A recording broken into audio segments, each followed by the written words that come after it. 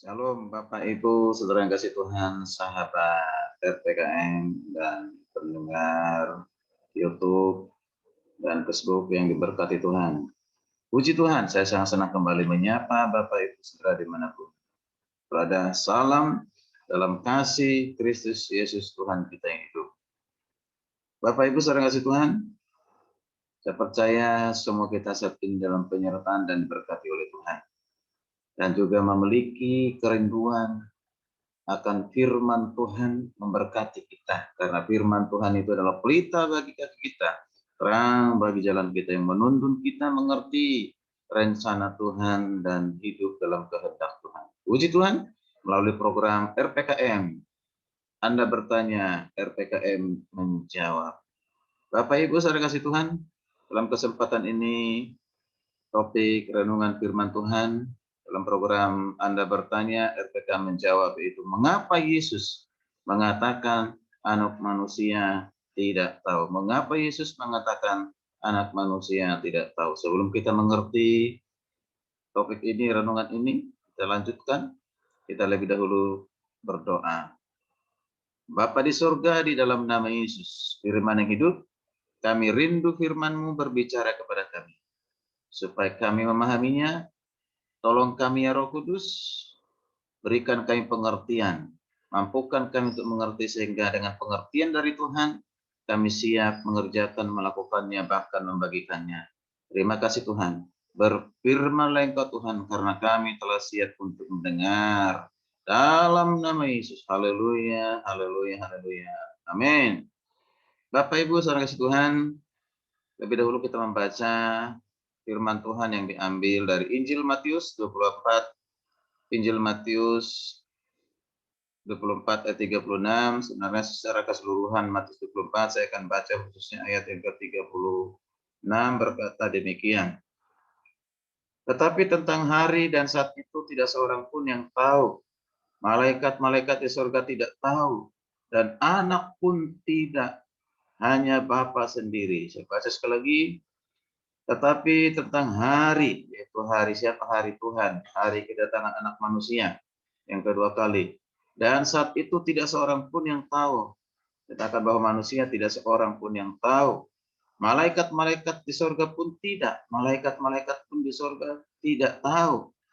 Dan anak pun tidak. Di sini anak, siapa ini anak? Maksudnya adalah Yesus Kristus. Yesus Kristus pun tidak tahu, hanya Bapa sendiri yang tahu. Nah, seringkali kita bertanya, mengapa Yesus mengatakan anak manusia tidak tahu? Ya, tentu ini menjadi suatu topik diskusi yang sering ya bicarakan di kalangan mahasiswa teologi, di jemaat. Kita percaya bahwa Yesus itu adalah Tuhan. Dia adalah Tuhan. Tapi mengapa Yesus mengatakan sendiri bahwa dia tidak tahu akan kedatangannya yang kedua kali? Bahkan seringkali ayat ini ya menjadi pelecehan ya, ataupun merendahkan ajaran tentang Yesus, yang mereka terutama yang menolak Yesus sebagai Tuhan. Mengapa? Kalau Tuhan itu kan maha tahu. Tuhan itu punya sifat maha tahu. Nah, kalau Yesus adalah Tuhan, seharusnya dia maha tahu. Tetapi jelas menurut ayat ini Yesus mengatakan tidak tahu. Nah, ini kan Yesus mengatakan tidak tahu. Nah, padahal kita tahu Yesus adalah Tuhan, tapi mengatakan anak manusia tidak tahu. Nah, ini jadi renungan buat kita. Mengapa Yesus mengatakan anak manusia tidak tahu, atau Yesus tidak tahu akan kedatangan yang kedua kali anak manusia? Seperti dikatakan di dalam ayat 37 dari Matius 24, sebab sebagaimana halnya pada zaman Nuh, demikian pula halnya kelak pada kedatangan anak manusia. Luar biasa. Siapa yang disebut dengan anak manusia? Yaitu Yesus sendiri. Jadi Yesus seolah-olah mengatakan dia tidak tahu akan kedatangan yang kedua kali. Itu disebut dengan hari Tuhan yang sudah semakin dekat. Apakah benar demikian? Yesus tidak tahu.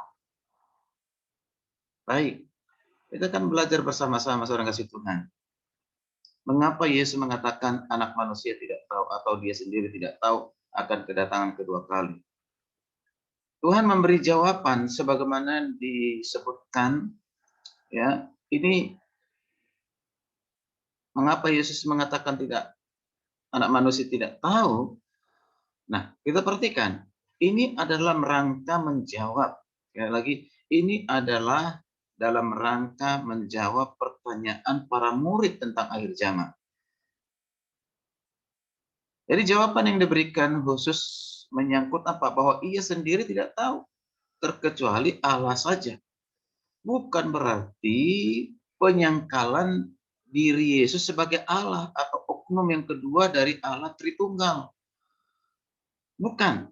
Tuhan mengatakan bahwa ia tidak tahu karena pada waktu itu ia berada dalam posisi sebagai anak manusia. Sekali lagi, ia mengatakan demikian karena ia berada dalam posisi sebagai anak manusia. Sebagai manusia, maka ia sama seperti kita.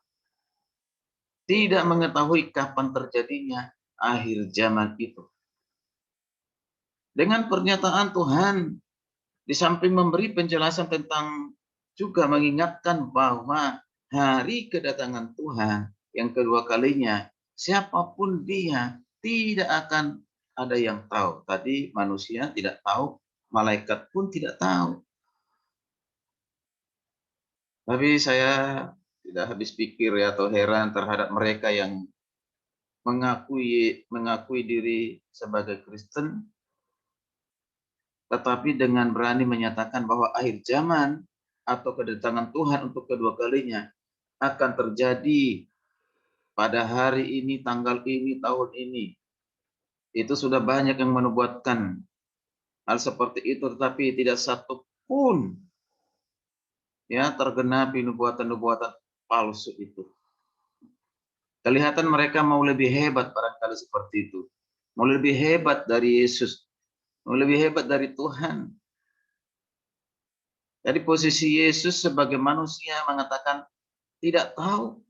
Tapi manusia sok tahu. Ya, para teolog-teolog yang mungkin kurang memahami Alkitab dengan baik dan benar. Sehingga menentukan hari, tanggal, tahun kedatangannya. Semuanya meleset. Berarti itu satu tanda-tanda ya, nabi-nabi palsu, rasul-rasul palsu, hamba-hamba palsu, saudara kasih Tuhan. Kau bisa dia lebih tahu. Alkitab sudah menjelaskan ya, kedatangan Tuhan yang kedua kali itu satu orang pun tidak ada yang tahu. Yang lebih mengherankan bahwa Alkitab sudah jelas mengungkapkan bahwa akhir zaman tidak akan diketahui, tetapi banyak umat Kristen dengan mudah saja percaya kepada mereka yang berani menyebut dirinya tahu. Mengingatkan dan menghimbau umat Kristen, khususnya pada akhir zaman ini, jangan mudah terkecoh oleh ajaran-ajaran palsu, ajaran yang berlawanan dengan Alkitab, saudara kasih Tuhan. Siapapun dia, mungkin dia hamba Tuhan, orang kaya, punya pengaruh, popularitas, ketika sudah mulai reka-reka hari datang kedatangan Tuhan, tanggal, ya, tahun, jam, hati-hati, ya. Yang kita lakukan apa? Bukan mencari-cari kapan dia datang, tetapi apakah kita sudah siap ketika Yesus datang kedua kali? Ketika anak manusia itu datang yang kedua kali, apakah kita sudah siap? Itu yang penting. Artinya apa? Kita sudah siap ketika Tuhan datang. Apakah kita ditemukan kita sudah beriman kepadanya, hidup dalam kehendaknya, mengasihi dia, mengasihi sesama, melakukan kehendaknya, melakukan rencananya dalam kehidupan kita. Apakah kita sudah melihara hidup di dalam kebenaran, hidup dalam kekudusan, dalam kesucian? Apakah kita sudah memberitakan Injil? Inilah yang harus kita lakukan sebelum Yesus datang yang kedua kali. Jadi tidak usah mencari-cari hari, tanggal, tahun kapan Yesus datang. Jangan, ya. Tapi dia pasti datang. Yesus berjanji bahwa dia akan kembali. Itu yang dijanjikan dalam Kisah Para Rasul 1 ayat 9-11 bahwa dia akan kembali. Dia akan datang dengan cara yang sama yang bisa dilihat, disaksikan oleh manusia di dunia ini. Tapi sebelum itu terjadi, sebelum kedahsyatan itu terjadi, Mari kita bersama-sama menanti kedatangan kedua kali Tuhan ini. Anak manusia itu Yesus Kristus.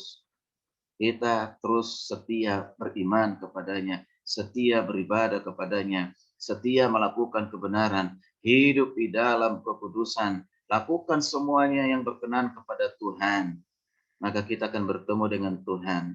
Kita akan diangkat dan dibawa ya, bersama dengan Yesus, memerintah bersama dengan Yesus tempat yang abadi, Yerusalem baru. Puji Tuhan, puji Tuhan. Kiranya renungan ini boleh menjadi berkat bagi kita semuanya. Mengapa Yesus mengatakan anak manusia tidak tahu? Bukan karena dia tidak tahu. Dia Tuhan kita Yesus, dia maha tahu. Habib, dia mengatakan tidak tahu karena posisi keberadaannya sebagai anak manusia pada saat itu. Dia harus membatasi dirinya, merendahkan dirinya karena kasih Tuhan. Puji Tuhan, kiranya renungan ini boleh menjadi berkat, kekuatan bagi kita semuanya. Pengajaran yang buat iman kita semakin bertumbuh dewasa dalam Kristus. Sampai berjumpa di renungan berikutnya. Jika renungan firman Tuhan ini memberkati kita sekalian, silakan dibagikan kepada yang lain. Jangan lupa di like dan juga berikan komentar dan serta subscribe. Puji Tuhan. Selamat beraktivitas. Shalom. Tuhan Yesus memberkati kita sekalian. Haleluya. Amin.